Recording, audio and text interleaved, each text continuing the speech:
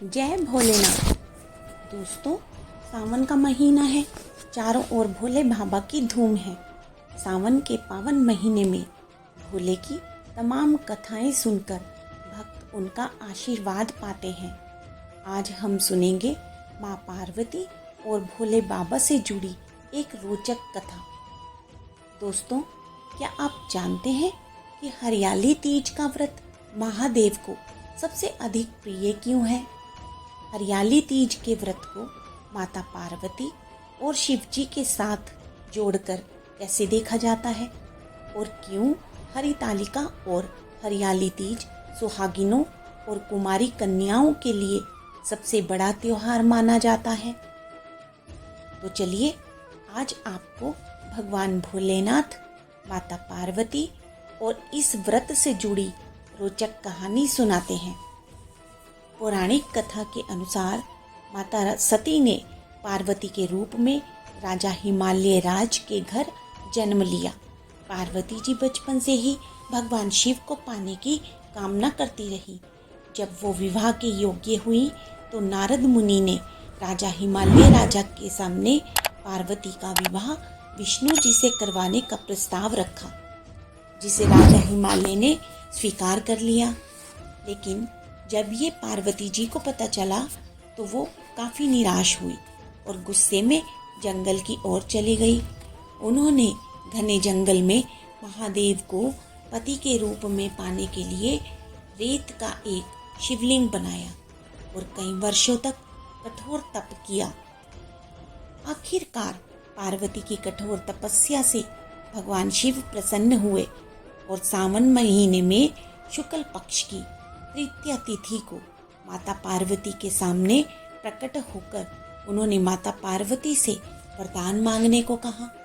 माता पार्वती ने शिव जी के सामने विवाह की बात रख दी, जिसे शिव जी ने स्वीकार कर लिया।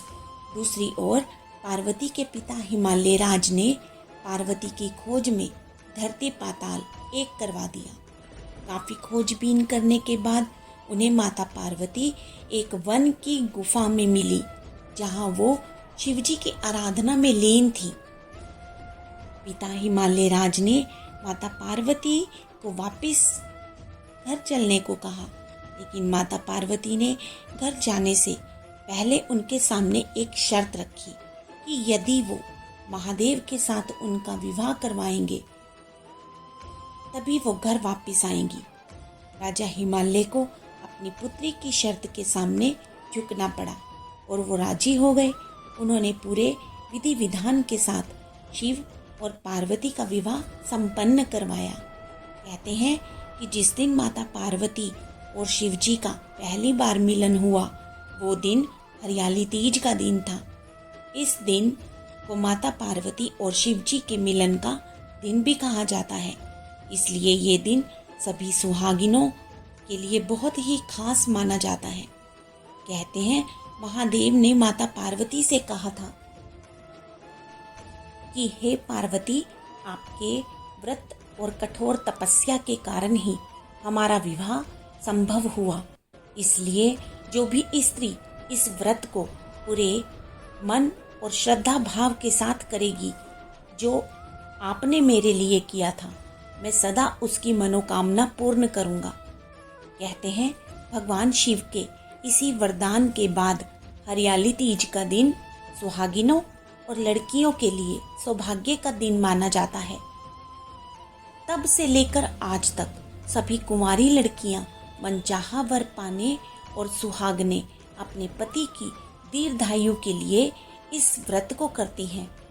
इस दिन महिलाएं माता पार्वती, शिव जी और गणेश जी की मिट्टी की प्रतिमाएं बनाकर चौकी पर स्थापित करती हैं और देवी पार्वती को वस्त्र, चुनरी और श्रृंगार के सामान से तैयार करके फूल, धूप और चंदन अर्पित करती हैं। उसके बाद शिव जी को भांग, धतूरा और सफ़ेद फूल अर्पित करने के बाद महिलाएं पूरा दिन निर्जला उपवास करती हैं। तो कैसी लगी आपको हरितालिका तीज की कहानी? थी ना मज़ेदार? अब तो आपको पता चल ही गया होगा ना कि महिलाएं हरियाली तीज का व्रत क्यों रखती हैं और किस तरह माता पार्वती ने हरतालिका तीज का व्रत रखकर शिवजी को अपने पति रूप में प्राप्त किया था। इसलिए इस त्योहार का हिंदू धर्म में बहुत महत्व है। जय श्री कृष्ण, जय श्री राधे।